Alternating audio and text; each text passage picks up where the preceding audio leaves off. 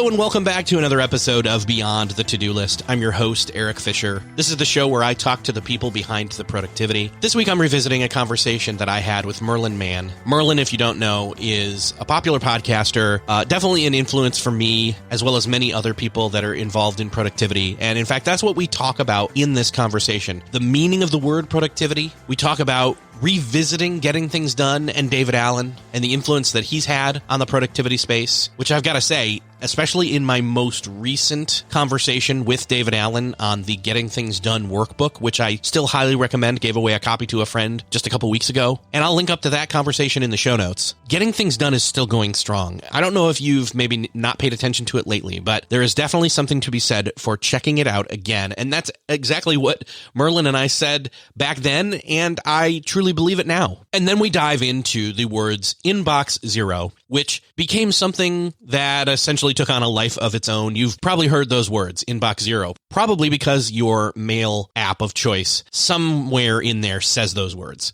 They originally had a different meaning, and we get into what that original meaning was and what it's become. Not only that, but a side note here for me personally as a podcaster, I really enjoyed revisiting this conversation. I listened back through it. I trimmed it up, cleaned it up, polished it a little bit, which is not something somebody creative, you don't always get to go back to your work and refinish it or polish it or quote, fix it. But, and sometimes you don't need to, but other times it's well worth doing. And in this case, I think that was definitely the outcome, not only to be able to bring you this conversation again. And many of you never have listened to that original conversation, which is actually a bit longer than this one. I have trimmed it down, but just as a personal revisiting exercise to revisit that milestone of talking to Merlin the first time, which, by the way, next week's episode will be the second conversation I had with Merlin where we expound on much more. So I'm looking forward to releasing that to you. As somebody who's been doing this show for almost 8 years, one, I'm, again, still really appreciative to talk to Merlin that he gave of his time, the way he kind of talks about David Allen giving of his time. But not only that, I just feel the growth. I feel the maturity. I feel the, in terms of being a student of productivity, a student of podcasting production, and by no means having arrived, but still continuing to learn and still loving those things and continuing to bring you new episodes each week. So I'll get out of the way and just say, enjoy this conversation with Merlin Mann. This week is just an awesome episode. I already know. Mostly because of the company. I'm talking with Merlin Mann. Welcome to the show, Merlin.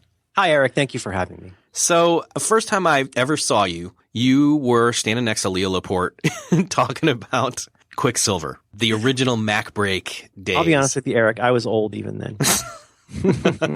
For people that don't know, Merlin did a bunch of Mac Break stuff with Leo way back when. I honestly don't know when you stopped doing that. There was kind of a little brief period after 43 Folders before Back to Work that was kind of almost a black hole for you, where I didn't see much happening.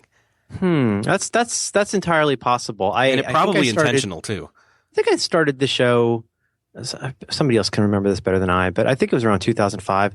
And then for a variety of reasons, and nominally that my kid was being born, right, I took some time off. I mean, that was definitely one of the reasons. But yeah. I needed a Mac break of my own.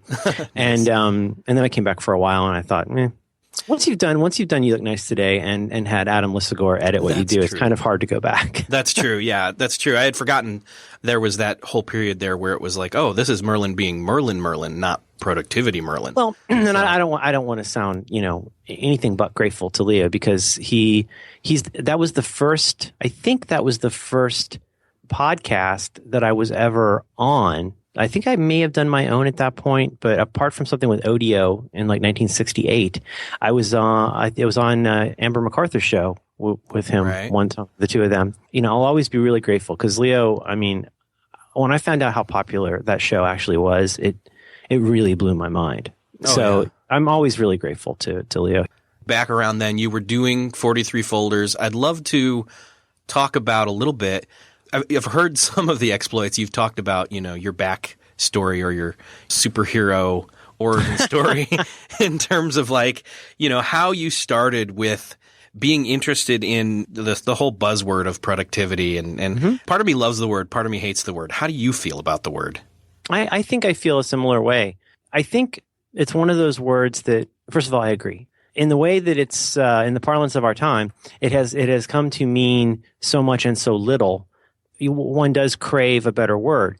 With that said, I've never personally cottoned to words like effective, because in the way that that's used, it's one of those buzzwords. And like all buzzwords, they start out having a meaning, and then moving into a kind of vertical market where they get used so often to mean so many things that what makes a buzzword is it's been kind of drained of its meaning and becomes something close to what I think it was Orwell calls a thought terminating cliche. It becomes this thing where we don't even kind of notice we're saying it anymore, but it kind of ends the conversation.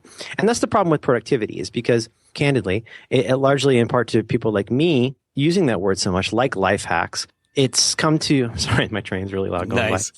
Some people who have followed this stuff and gotten sick of it in particular now think of productivity as this navel-gazing exercise in trying on tools and spending your day thinking about productivity itself. It's become a kind of unproductive, if you like, meditation on itself. As I think of it today, productivity means that you are having some degree of success in setting aside the things that you don't want to or don't need to be doing in the service of repeatedly making things that you like or that you care about. And, I think that's for most of us, given any number of factors that I'm happy to talk about, I think that's a difficult ongoing exercise that requires a certain amount of constant refactoring, given how quickly things change nowadays. We don't have a manual that wouldn't need to be updated every month or so on what we need to pay attention to and how we need to spend our time. And I guess for myself, the real value at the middle of that is saying, regardless of what comes along, regardless of what's expected or demanded of me, I want to remain mindful of the things that I actually want to accomplish. And then I want to take very specific steps to ensure that I am keeping my eye on those things, even as a lot of other things come on my radar screen. So hopefully that's enough of an umbrella that it covers things like distraction, procrastination, all of the bugbears of productivity. I don't have a better word, and that's probably part of the problem. The purely honest part is that as much as, to my chagrin, people, I don't know how to say this without sounding ungrateful, but I have in the past, not through any doing of my own, been called a productivity guru, which makes me cringe a little bit, because the honest part is I do think of myself as a student of these things. My pal John Siracusa one time said something along the lines of like, would you want to take your productivity advice from somebody who's great at it or claims to be great at it? Or do you want to take it from somebody who's, struggling with it and trying hard at it? Something along those lines. And that's how I feel about it, is that I am a student of it in the sense that I've sought it out. So, starting 43 folders. I started out with it because I had a lot to say, but I also feel like I had a lot to learn. I think all of us who do this start out as students. And then as soon as we start getting a little bit of traffic and attention, it's very natural to enjoy that recognition, or I don't know what you call it, and then to kind of find yourself happily bearing the mantle of being a guru or a teacher. It's your authority in that makes people want to go to your site. And it's one of the pitfalls of doing this kind of stuff that you have to look out for. Yeah. So I started this podcast, 30 plus odd episodes into it. And I wanted to specifically ask people their thoughts on productivity, how it works out in their life. I wanted to see what they'd tried and failed to do, and then how they then tried again and kept going, And yes. So then, so I'm the student here. When it comes to being the host, I am the student. I don't make any claims to be otherwise. But what's funny is people come up and they'll say, how do you do this? How do you do that? And I was like, well, I've learned this, I've learned that. So, my goal is hopefully never to stop being a student. So I totally agree. And I had this conversation with my daughter yesterday where we were taking down the giant size, like ridiculous, like 5-foot high Spider-Man decal that she had over her bed. And don't get me wrong, she still likes Spidey. I'm not going to be defensive, but because she wanted to put up Perry the Platypus that we got from the new Phineas and Ferb magazine. And as happens so often with a 5-year-old, of course, I'm getting my fingers a little too deeply in the pie and going, well, here, let me take it out. Let me carefully take it out. I'm going to remove the staples. I don't want to rip this because I'm a nerd. And then, I was like trying to gently say, do you want some help with taping this up? I mean, why don't I should just let her do it. Yeah. But I'm standing there and going like, okay, why don't I hold this? You tell me if it's high enough and then I'll tape it. And she goes, no, I know how to do it. So that's a teachable moment for both of us. Because on the one hand, she's got to go and tape up her own crooked platypus sometimes. But I think it's hard for a little kid because she thinks she knows how to swim and she thinks she knows how to ride a bike. But the truth is she would drop like a stone in both cases because she hasn't done it enough. And I said something, I did one of those dumb things you say to a kid that is all about you and not about them, which is something I do a lot. But I said something along the lines of, well, I try to learn new stuff every day. And I think that's a good thing. Because you're a kid and you still have a lot to learn. I'm an old guy and I still have a lot to learn. It's, again, stupid, right? Why did I say this? But it's really hard to get better at stuff in life unless you're, looking for ways that you can learn new stuff. And even if that's something dumb about tape, even if it's me showing you a slightly better way to use the scissors so that you don't kill yourself but can still open the Amazon package. But no, I think you're right. And my pal John Roderick and I talk about this on a thing we do. When we're both kind of music fans. Well, he's a music maker. But, when you start just dismissing all new music, you're officially an old man at that point. You stop growing because now you're the same 45-year-old guy that in 1965 said, the Beatles, what about Nat King Cole or whatever? Yeah. Not that Nat King Cole's not great. But anyway, that's the beautiful part about doing that is, and I think I know I said this in the very first episode of Back to Work, is that how I admire people like the example I used was Kevin Kelly. People who have such a restless sense of curiosity that they, as old as they ever get, they still remain young and malleable because they are looking for ways that they could be wrong or could be better.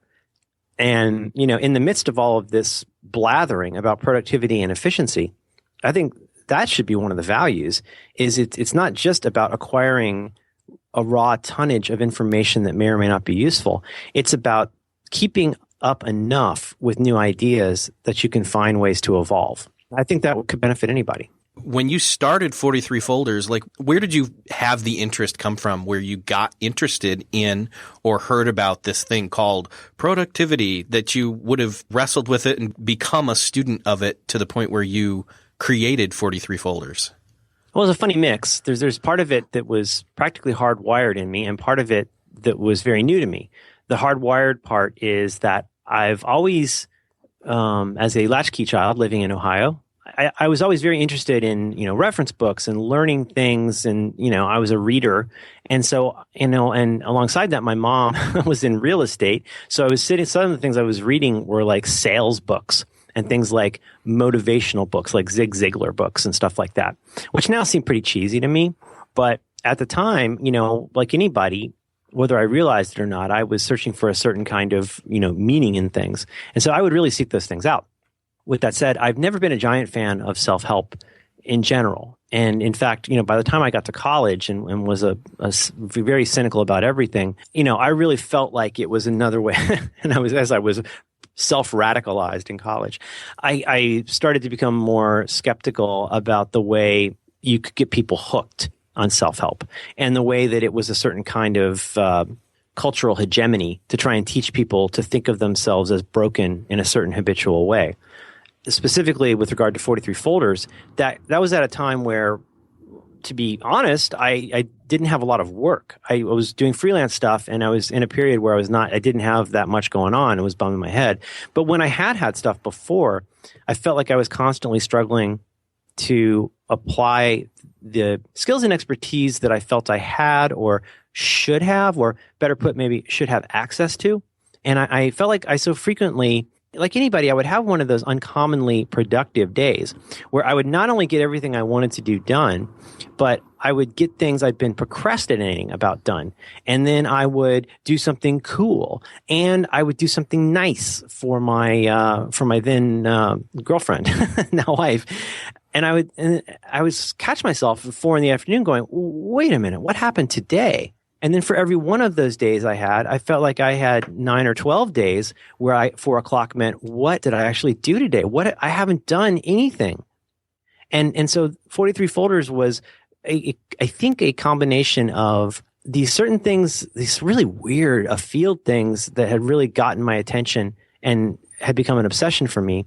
As I said before, things like Getting Things Done by David Allen and Quicksilver and Life Hacks, Danny O'Brien's Life Hacks talk, all in my head worked together, which at the time I think seemed very strange. That, and also I'm sorry to prattle here, but the other thing that can't be overlooked that I feel like I must always remind people is there was a time when Apple was not what it is today. Yeah. There was a time when being a Mac user, I don't want to overstate this. I'm not trying to talk about civil rights here, but there was a time when people thought you were super duper weird and fruity.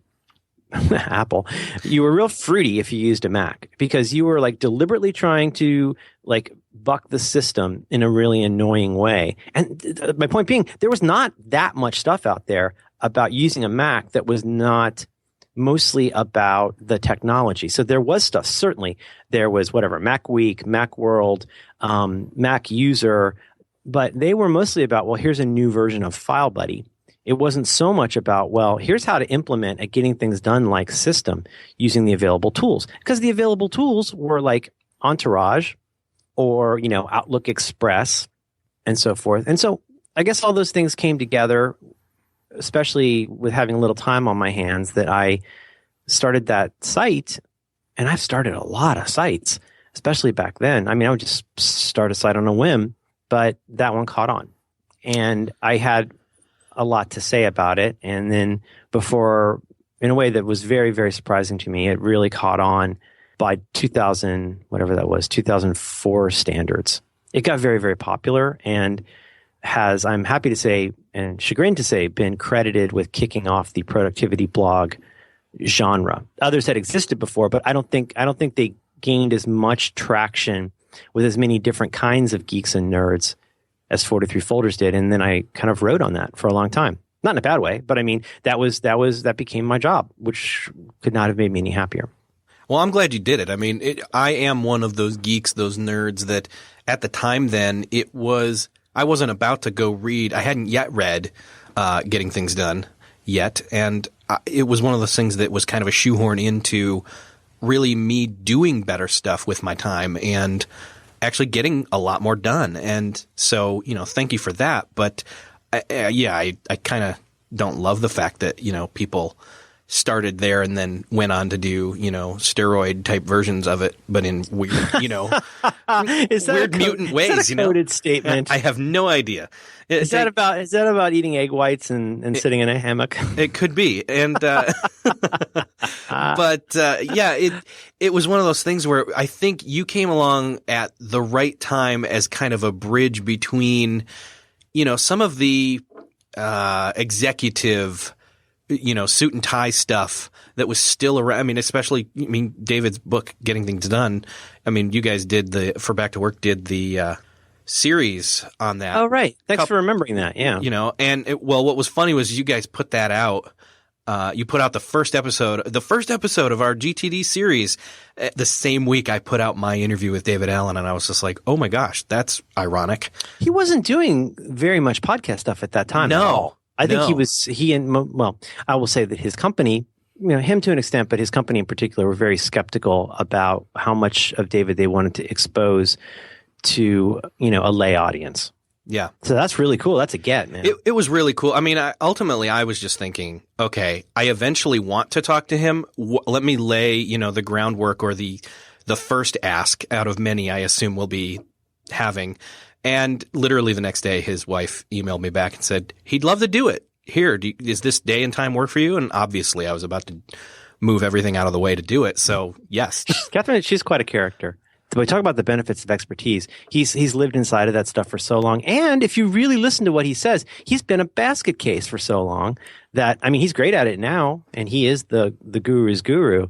But we went to the same college, something like 25 years apart, a very small college, and which I only learned a long time after starting with his stuff. But, it's a place where it's like the island of misfit toys, and, he was this real crazy rebel who my best friend in high school's dad knew him when he went to New College.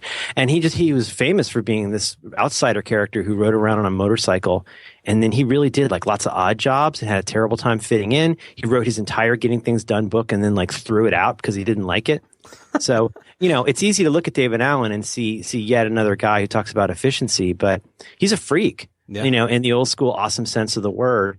And I think he's brought a lot of that to his work and is sympathetic to people who have a laundry list of excuses for why they can't be productive.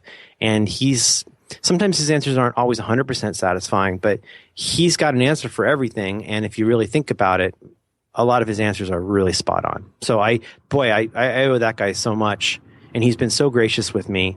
And doing that interview was just giant for me. I mean, that was a real honor. Yeah. Well, and to prep for that, I honestly did go back to your interview with him to just kind of take some notes and think, how do I crack this nut again? I mean, so many people, he's done so much. So many other people have interviewed him. Mm-hmm. And it's so many years later. How do you revisit GTD from the guy who wrote it, but get something? How do I ask him something no one's ever asked him? It's like interviewing Santa about Christmas, right? Like you kind of feel like a dork. But two things I like about those interviews, and I think there were something like we recorded them all at a pass, but released it as I think 6 episodes. It ended up being about 90 minutes. But two things I really like about that are, first of all, that at least to my knowledge, and I was a bit of a David Allen scholar for quite a while, he said a lot of stuff I'd never heard him say before. And, with much deference and respect, I tried to push him a little bit on some things I felt that he had not addressed as completely as I would like as an acolyte. But I thought he answered him really well. And he ended up saying, of course, a bunch of stuff I'd heard, but some things I'd never heard. But, the second part, I really like that you get some of his playful personality in that. And, what a dork he is in some ways. Yeah. He makes jokes that aren't all that funny, and he's like us. He's just a dude, but he's gotten better at being that dude by walking a path that we've all had to walk. So he knows whereof he speaks, and even as much as he might work for people like Target and Goldman Sachs, he can still be a great model to us because he's really thought this through. And if you need a comprehensive, if you're a mess, you could do a lot worse than starting with Getting Things Done. 100%. Oh yeah. And just in passing, the other thing I feel like I always need to say is that if you're into getting things done, or you have been into getting things done, it does benefit you very much to read the book more than once.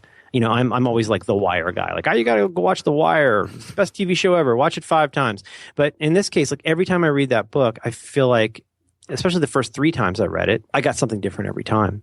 And it wasn't until probably the 3rd reading, and it wasn't until like I'd had that interview with him that he was kind enough to do, that I really understood what those altitudes meant.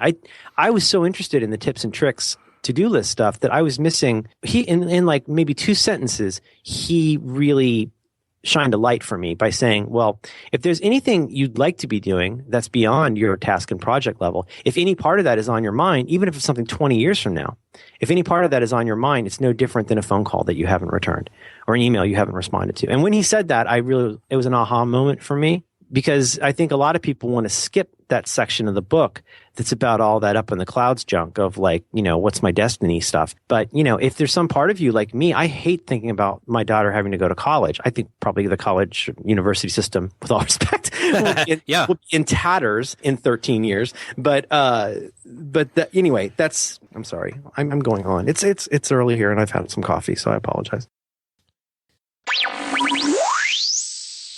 And most people know the term inbox zero, that you coined it. Like you wrote the words inbox zero together and, now it became yours. No, that people, you see people tweeting out, hashtag inbox zero on Twitter, like they're Mel Gibson and Braveheart, freedom. Although if they were to implement it the right way, it would feel like freedom instead of, anyway, email, but whatever. I got to ask, what did it start off as? What was inbox zero originally intended as, and then maybe how has it morphed and how do you look at it now? That's a very good question. There's something I don't like about myself, which is that sometimes I end up writing about something, or doing a podcast about something or whatever. I end up saying something about something because I've gotten emotional about it in a really weird and paradoxical way. I think Inbox Zero was probably one of the earlier things that was about productivity, but also about not getting wound up in productivity. Because as somebody who had vended that stuff several times a day for a couple years before that, I started to get frustrated with how much people were trying to solve the email problem, in quotes, through these methods that I thought were strangely Byzantine, given how little usefulness they had. And so Inbox Zero was a series I did. And I mean, gosh, it was all told, it was less than 10,000 words, probably something. I mean, it wasn't a lot. But it was basically the core of Inbox Zero, which it's not hard to see is very heavily influenced by David Allen, is that, if I had to say it in one sentence, the original version, if you have time to check your email, you must find time to do something about that email. That it doesn't make sense.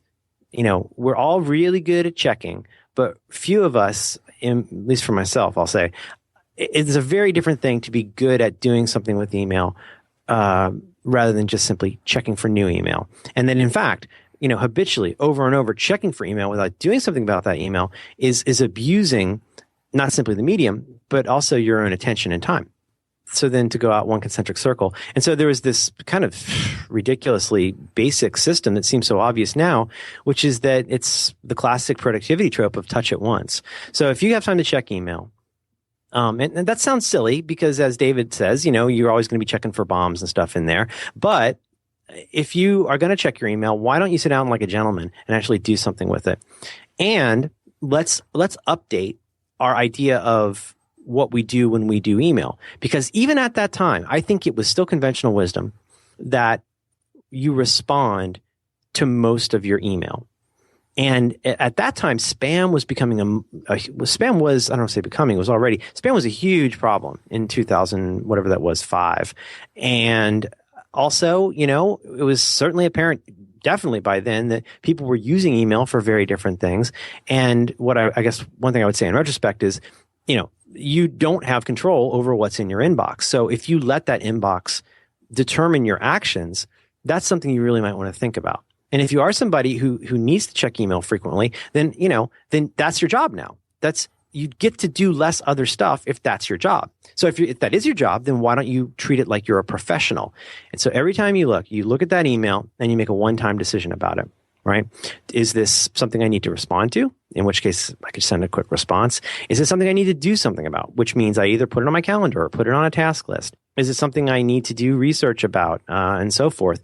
Or is it something I can just delete or archive?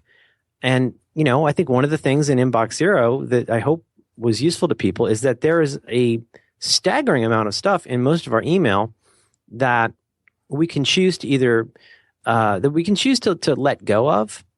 If you've ever come back from a vacation, I think I said this at the time, I don't recall, but if you come back from a vacation and you see those 1,000 emails or whatever in there, there's a strange freeing feeling of seeing how many things resolve themselves in a fairly short amount of time, how many things you really have time to do anything about, right? If you come back from vacation and you see like a week of stuff or 2 weeks of stuff, are you going to sit there and treat that with the same amount of time as you would have spent fiddling with your BlackBerry anytime during that 2 weeks? Well, no. You're going to go in and find probably the stuff from, I used to do this all the time in like Entourage. I used to love the way you could sort in Entourage and you could, group things by topic or, group things by the sender. And so I would always go through in a case like that and look for stuff from the important people who I knew I needed to deal with. I would always start there. I would really always, and I still do this today, start with the most recent emails and work backward, because there's a very good chance that the most recent stuff is the stuff you still need to do something about. And obviously the conventional wisdom, again, would be start with the oldest one and move forward. But I think it's much more encouraging to say, wow, if I get 5 of these emails done that are most recent, I'm going to feel much more energized to go through the rest of these.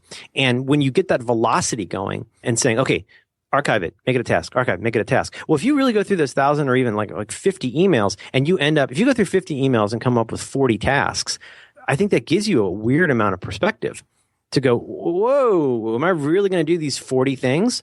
Well, okay. Then do those 40 things or defer them into a place you'll do them later, but then also mindfully accept that every one of those things that you do is 10,000 other things you can't do. And this is the real, postdoc level of productivity, is realizing that your time and attention are so limited. So yeah, in 2005, 100%, it was about me saying, look, guys, this is not complicated. It's only complicated because you're dealing with other people. You can't control those people, and you can't control what they think they deserve from you. And so you have to have what I would then call, I don't know if they still teach this, defensive driving. Don't worry about what anybody else is going to do. Don't assume that anybody's going to do the right thing. Just make sure that you protect yourself and do everything you can to not harm others. And that's where it started. So, I don't want to sound smug and go, oh, it's really about time and attention. It is, but it was a very tactical approach to email. And doing that talk at Google, again, that was another watershed for me because, so many people have watched some part of the Inbox Zero talk. And that was what ended up having a huge influence. When I went to Google and people were talking about getting hundreds and hundreds of emails a day, they invented the app called Gmail, because people at Google get lots of mail. It's why I still use Gmail's web interface to this day. If you learn the key commands for Gmail, I defy you to show me a faster way to get through your inbox and back to your work. But that's where it started. Yeah. And again, I think it's very much, in my head, it's very much evolved. The 2 points in the times, they kind of interregnum since then. On the one hand, wow, thank you, world. I'm glad everybody loves Inbox Zero, their version of it. It's taken off as a phrase. I now have 3 email apps on my phone that use the phrase Inbox Zero in what I would consider sort of a weird way. But it did take on a life of its own. Somebody I think is probably a friend of mine created a Twitter account, I think just to provoke me in a funny way. And every Friday afternoon, it only does exactly one thing, which is every Friday afternoon at about 4 o'clock Pacific, it says Inbox Zero, all caps, exclamation point. And just to provoke, because people know how much, my friends know how much that drives me bananas and is actually antithetical to that idea. So on the one hand, it forked off in this direction that had, and I wish I could say I care more today, but I really don't. Okay, whatever. If that works for you, that's great. But for myself, for example, and I don't want to get too far into the book stuff because it's a rabbit hole, but trying to write this book about Inbox Zero made me just not even want to think about it anymore. Yeah. And that combined with all of this deliberate misapprehension of what I was talking about, I thought it made me go kind of dead to it. But yeah, and I've definitely rethought that in the context of where my head is today as somebody who's a little older and who has more stuff that I really have to do, have to do, has made me rethink that. Yeah. But yeah, it started out absolutely as email, and it started out as something that I could post to my blog that I thought would be posts that people would like. Well, obviously they did get liked. I mean, it got the traffic.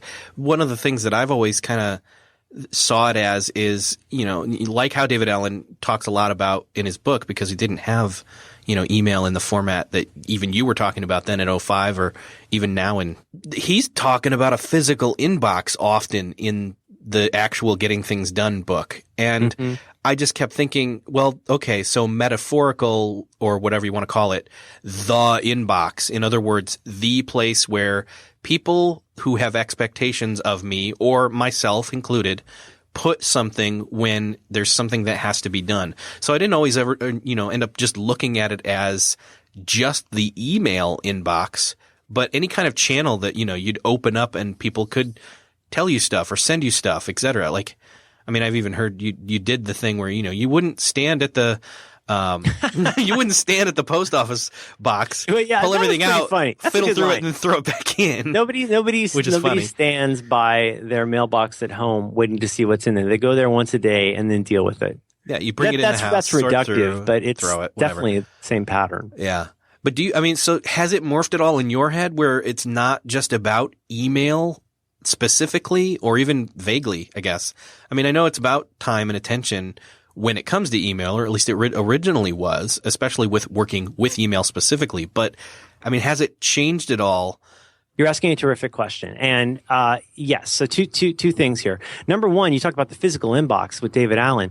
Well, I mean, one thing that was so different in 2000 when he was writing it, I guess, or 2001 when it came out, was that there really was not things like ubiquitous Wi-Fi. there were not as many people. I mean, certainly, I'm not going to say it's, I mean, we're not talking about like the 1930s here.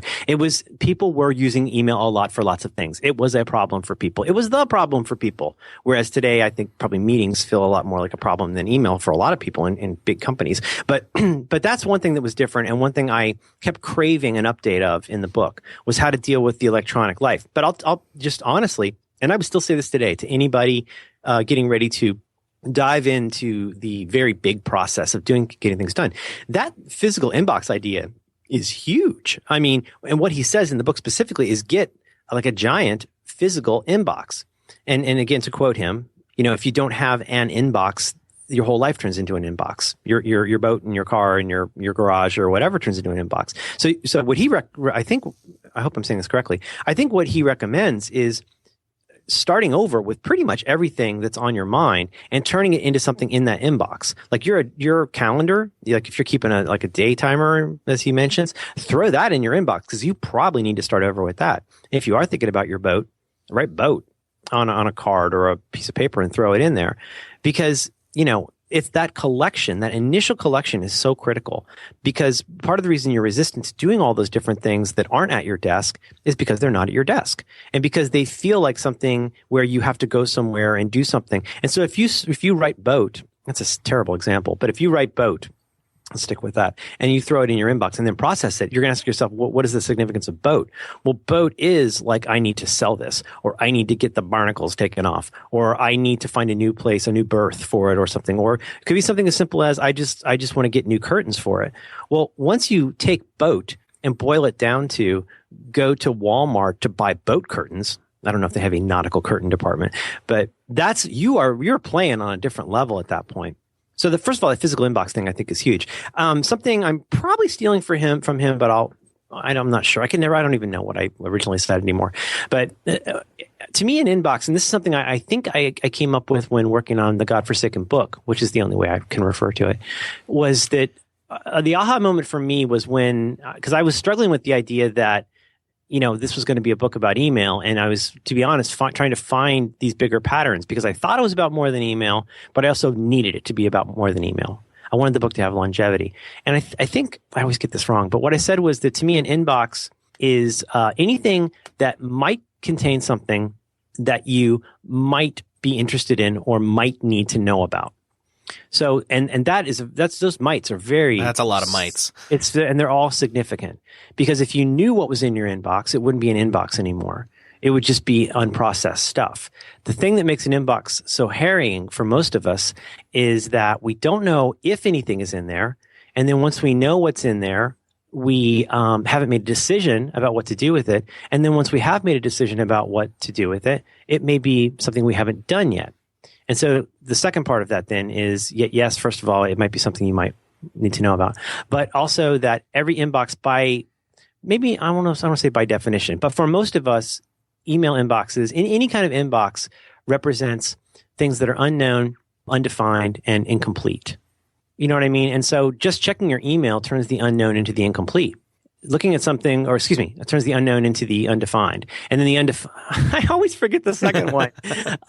Unknown, unprocessed, however you want to think of it. It's going to drive me crazy because it'll come back to me. But, just checking email means now, like if you just go and look at the subject line and maybe browse this, well, you haven't made a decision about what you're going to do with it. So it sits there read. Okay, so now, something's in there. You know what's in there. But then if you haven't decided what to do about it, that's going to weigh on you. If you've decided what to do about it, but use your, as I like to say, use your inbox as a to-do list, well, now you're mixing three very different kinds of things together in one place. So to me, step 0 in nerd language is to say, well, okay, if this thing's an inbox, whatever that is, whether that's email or whether that's my PO box or whether that's my relationship with my family, I first have agreed that that's an inbox that I'm going to take care of. Right. So that sounds silly, but there's so many things that we're worried about checking on, but we haven't fully accepted. And even if we have fully accepted it, we have not committed ourselves to spending time to do it well, which again means you can't do other things well. So, first of all, accept if that is an inbox you want to take seriously, then you have to treat it seriously and you have to do things to take care of it. I don't know. I guess I feel like that ends up being one of the most problematic parts. The second problematic part is that we don't take our inboxes seriously. But the first and much larger problematic part is we either are unaware of our inboxes or we've taken them lightly. And then we end up adopting so many things, or put differently, we allow so many things into our life that we have an uncertain relationship with. If you allow too many things like that into your life at different places, it should not be surprising to you that you're not being productive or effective, because you are, as they say, spreading yourself too thin. That ability to say no or maybe is a very difficult thing for us to do, but it's the only thing that can ensure that we do the things that we claim matter to us. Did that even vaguely answer your question? Yes, it did. Yes, very much so. In a lot of ways, you're talking about pick and choose specifically where you're going to allow, your inputs, and you're choosing the good things over the everything. Yeah, kind of. I mean, yeah. Boy, there's always two parts for me, isn't there? Yes, that is, I guess, good things. Not to, disassemble what you're saying. It's a thing that I've decided needs to be done by me, and that could be a good thing. But there's a lot of stuff I don't want to do that I have to do. Mm-hmm. And I always end up getting into this really cheesy thing about. You decide that because based on the, for example, there may be stuff like, take out the garbage or this or that or whatever that are things you don't necessarily want to do, but you do them because it's the quote unquote caretaking of the home. And that's where your chosen, or it chose you, or whatever you want to put it, family life is. Like JC. There you go. It's a life that chose me. It's 99 Problems. And but an inbox ain't one. Right. There's the title. Speech. Anyway, sorry. But you see what I'm saying? Like, you do the things you don't want to do based on, especially when they're tied to the things that are the things you have to do, and especially, hopefully, want to do over everything else. Yeah, I mean, like when I say it's two things, I think these are very interlocking. So yeah, I mean, if this is stuff that needs to be done, but I mean, hopefully I'm phrasing that somewhat carefully. Like, it's things that need to be done by me, and I accept that. That's really different from right. So if I accept this input, first of all, like, I do need to do something about it. But I've set my phone now to forward to Google Voice, because I guess my number's in the wild. And I get these incredibly bizarre calls from nobody and blocked and all of this stuff. And it's, every time, like an idiot, I take the bait and pick it up, it's something stupid. And so now I have everything go to Google Voice, because that's no longer an inbox that I can accept in that format. Boy, that sounds really like I'm trying to be a big shot, but that's honest. That's me being honest. Like, if it's something, if it's from my wife, she's probably going to text me. If it's something, important, somebody will leave a message. If I don't have control over who has access to that phone number anymore, right, and I don't want to go just change it, well, the closest hack I have right now is to just say that's no longer an inbox I will deal with in that form. I care a lot about what's in there, but you're going to have to also jump through the hoops of leaving a message, and then I will call you back, because that shows you take it seriously too. But here's the second part, and this is giant, is that, and this is why they say they're interlocking, is that, yes, you've accepted this as an inbox that you need to do something about, or if you, in your parlance, want to do something about, a good thing. But you must always accept that everything you agree to do is other things you can't do. Boy, I will never stop saying that, because I don't think people accept that. There are people in this world. The phrase that you used a little while back, or the word that you used, was things you choose to do. Well, I don't think people are really choosing to do things, because choosing has the implication not only of selecting something, choosing also has the implication of not choosing other things. And I think that is a distinction that has a difference. Look at it this way. If you choose to go to dinner at this restaurant tonight, you're also choosing to not go to dinner at every other restaurant in the world. And that is so obvious that it's depressing to me that more people don't understand that. And as I've said before, this is why you can't have 27 priorities. It's like saying you have 27 arms. Everything that you take on is other stuff you can't do. That means, so if you've got 50 things on your list to do today, well, good luck. If you can do those 50, more power to you. But most people can't. And it's because they're not accepting they can't do 50 things well today. And they continue to live in this fantasy world of thinking that just because they wrote down a noun on a piece of paper, it's something that they're going to do. Well, no, that just means you've taken the time to capture something you don't really care about. So that has become so significant for me and so difficult for me because I want everybody to like me. I want to please people. I want them to think that I'm cool and smart. I want them to think, in an ideal world, to think that I'm responsive. But again, first principles. I don't control who emails me. I don't control who calls me. And there's a reason that our house has a door. People are not allowed to drift in whenever it suits them and then talk about selling me some shoes.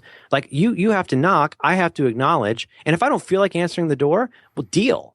Because I've got to give my daughter a bath. And I challenge you to tell me what's more important about you wandering into my house than me getting my daughter to not be dirty. So I don't know. I don't mean to get all keyed up about that, but it's one of those things where I am an evangelist for this idea of what I can really melodramatically call care and sacrifice, which I don't want to get into that. It's too up in the trees. But all I will say is that there's a practical point to all of this. You would never agree to go to 300 Christmas parties on the same night. Mm-hmm. So why would you agree to do 300 one-hour tasks in the same day? You have to reject the ones that are not the most important to you. To go straight back to David Allen, if you persistently make and then break deals with yourself, if you put things on the calendar to force yourself to do things and then make them red and bold and 3 exclamation points. Well, if you're not actually doing that stuff, you're breaking a deal with yourself and you are as I like to say, putting compost into your crisper. You're buying a bunch of produce and then throwing garbage on top of it. There's no way you're going to want to cook anything in your refrigerator because you are allowing moldy food to accumulate. Boy, that was long. You gotta get rid of this. No. I've heard it referred to, in the business world, whatever that means, as opportunity cost. And I think that's a really good, as much as, those words are somewhat foreign to some people, like, I think it describes it pretty well because every choice is an opportunity. Like you choose, it's a fork in the road or multiple forks for that matter, where you pick between all these different things, but you only get to pick one for that time and space and that, whatever context. Yeah. We understand, I think I said this during the Inbox Zero talk, but we all understand that we should understand that our wallet is for holding money, not making money. So when we spend the money that's in our wallet, it doesn't replenish itself. And yet it seems like a lot of us, when we become frustrated, it's because we haven't accepted that we've acted like we have more time and attention than we do. So I like that phrase opportunity cost a lot. And I want to stipulate I am not an economist or smart person. I don't even know if that's an economic term. I think it is. Opportunity cost, I think one example of that, for example, might be, I think opportunity costs can be looked at very much in terms of something scarce like money, right? So if I spend $3.99 plus tax on this comic book, that's now $3.99 plus tax that I don't have to spend on other stuff. So, and like I said, when you're in college and you have to decide between like food and laundry, you really get that. But then there's another phrase that has cost in it that I like, it's sunk cost fallacy, which you can Google. Listener. And sunk cost fallacy, as I've heard it phrased, is that once you've poured a lot of, in this case, money, like resources into something, it's easy to develop a certain kind of blindness to whether you should keep spending money on that. Like let's say you've got a crappy car like we have, and you put in a new engine and a new transmission, and then a year later you have to put in a new timing belt, and a year later you got to get a new windshield. What you're thinking about is the money you spent in the past rather than whether it's still a good investment for the future.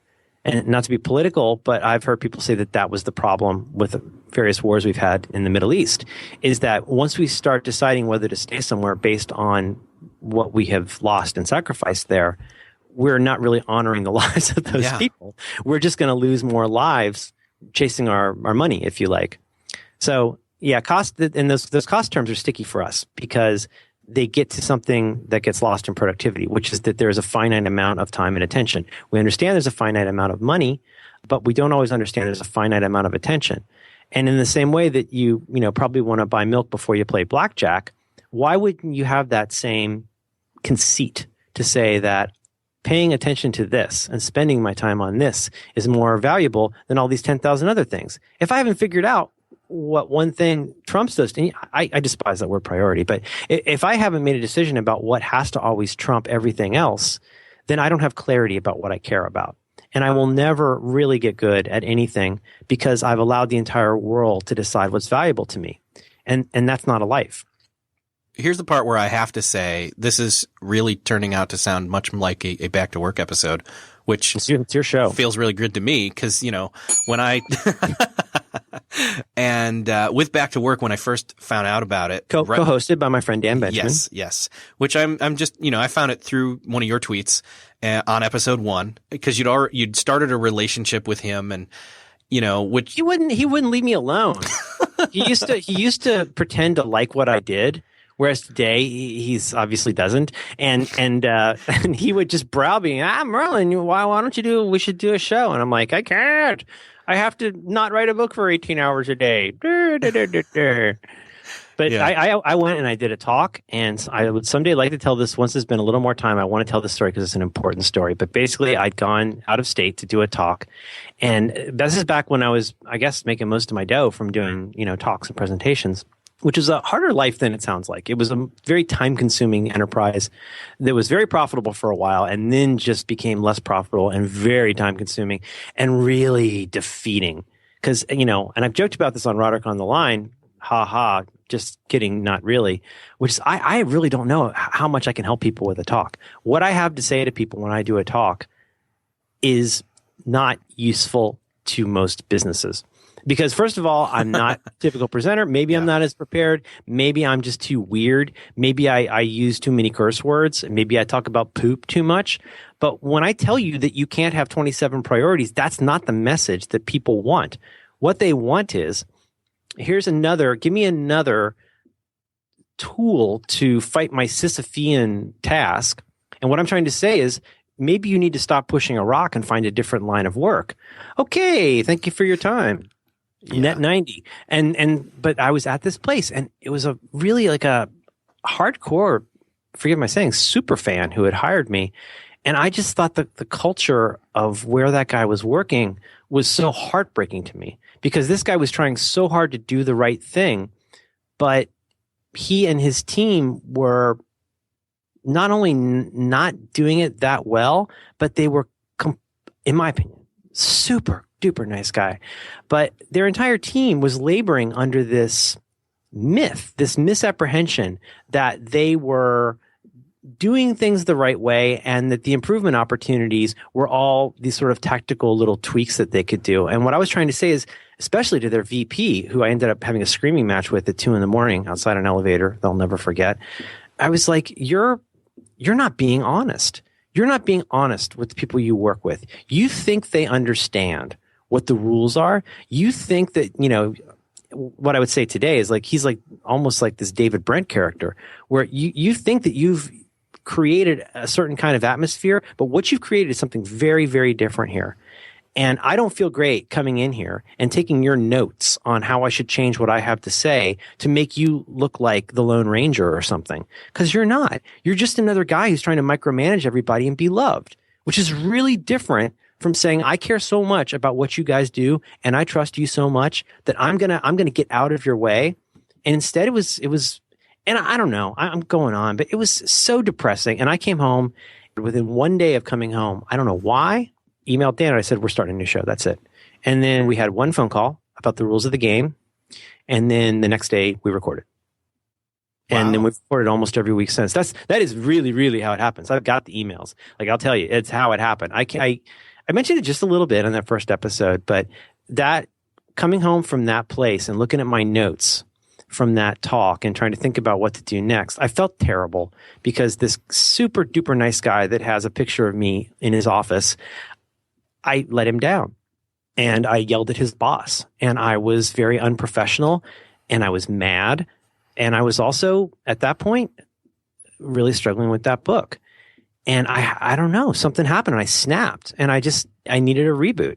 I guess I was starting to realize then what I absolutely know now, which is that doing these talks is great. If I can get a big fee to go out and speak somewhere, that's fine. I'll push a broom if you can pay me my fee.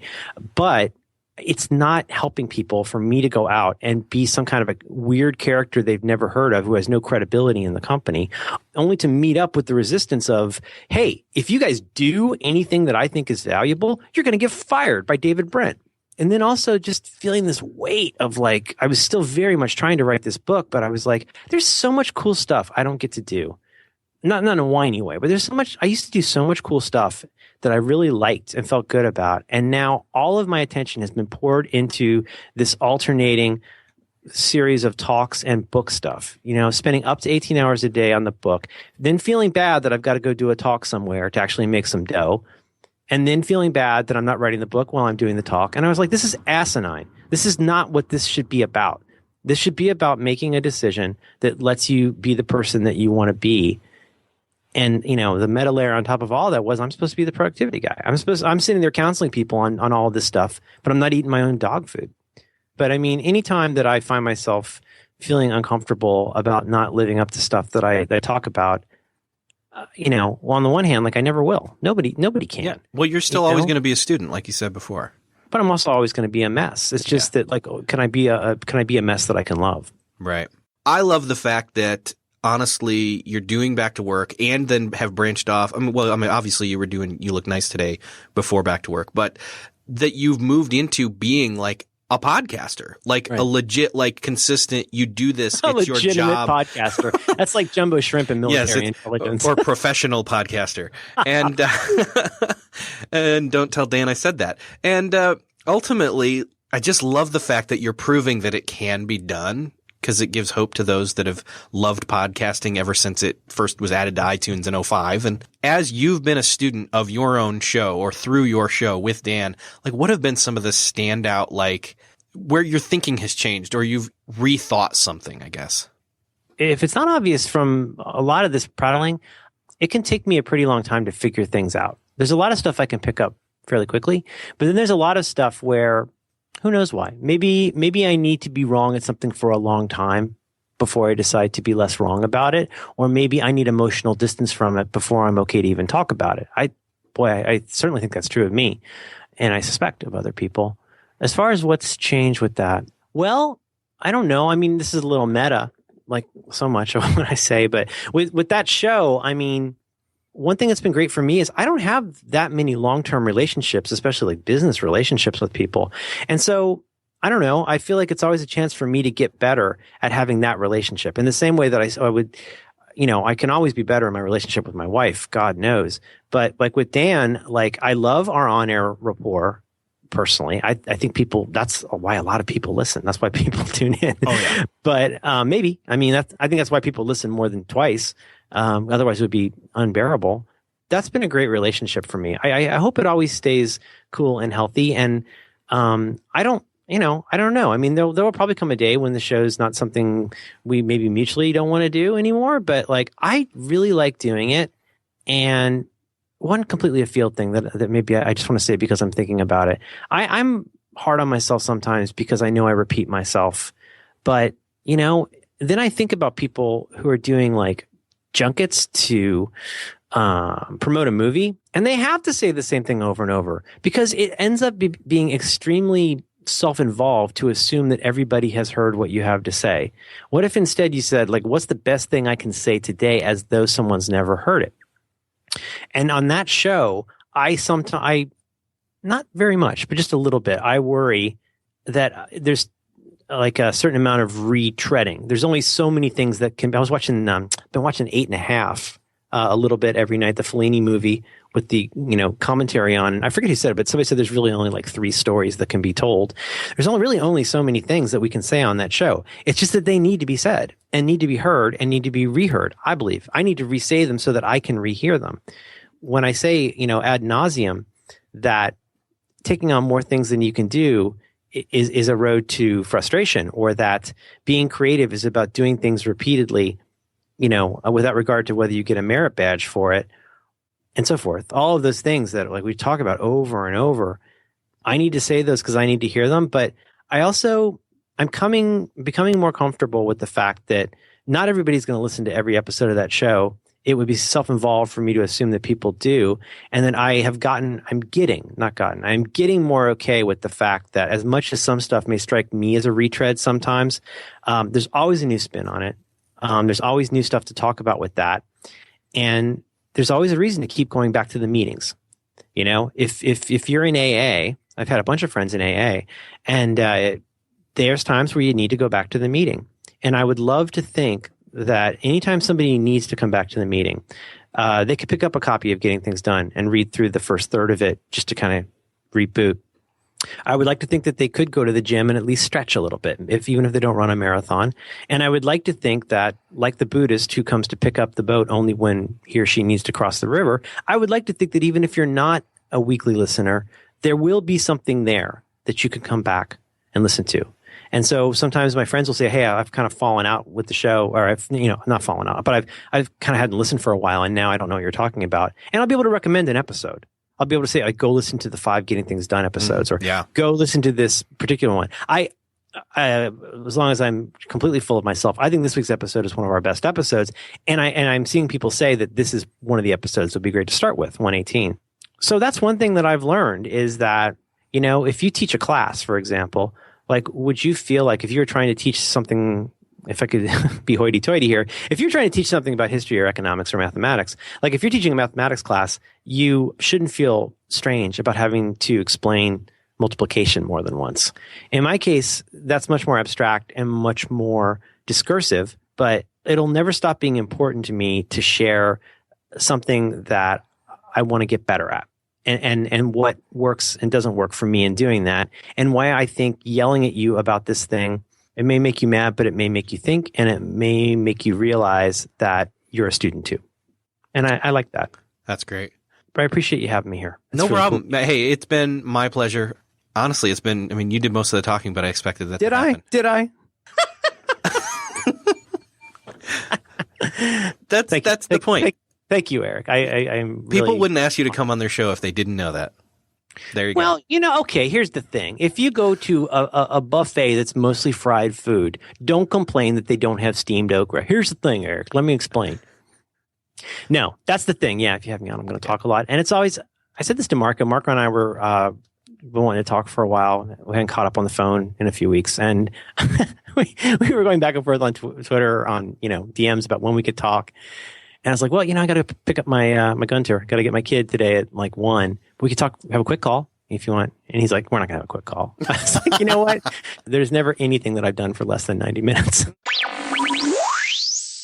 So that's another podcast crossed off your podcast listening to-do list. I hope that you enjoyed revisiting this conversation with Merlin as much as I did, especially if you never listened to the first one in the first place back in the day during my first year of this show. It's been 7 years since this conversation, which is just amazing to me how well it held up, how far this show has come, and honestly, gathering steam in certain areas of where this show is going to be going. There's a lot more coming. There's some really great episodes on the horizon for this show. I'm really stoked about it. I hope that you as a listener are ready. By the way, if you have topics or people that you're interested in hearing from either again or for the first time, and you have a good reason to have them on, not just they're a CEO of my company, blah, blah, blah.